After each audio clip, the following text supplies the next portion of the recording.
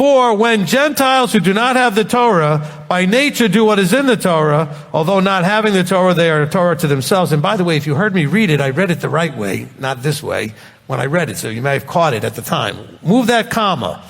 For when Gentiles who do not have the Torah by nature, comma, do what is in the Torah.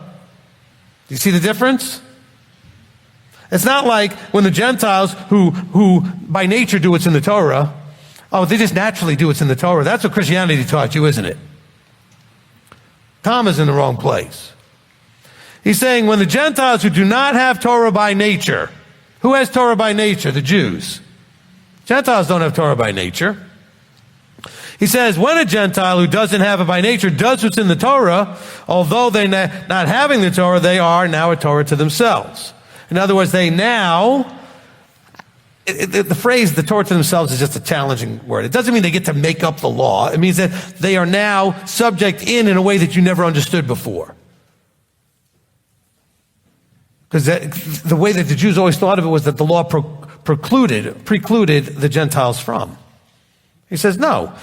If they, who don't have it by nature, do what is in it, although not having it, they are subject to now the covenant. They now can covenant. That's what he's trying to say. It's a bad phrase the way it's written. He says, they are covenanted.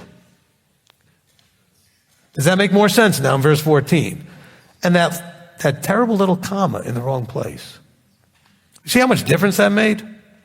Because the other way it says, for when Gentiles who do not have Torah by nature they do with it. Well, we're now Christians now, and just by nature we just do everything that pleases God. That is not what it says. It says that they were not born into this, but they can choose. And if they choose, they get to be covenanted too. Okay, that's what verse 14 is saying. Does that help everybody a little bit? Yeah. And he makes it even more clear because we know what covenanting is if you listen to the 55 parts of that.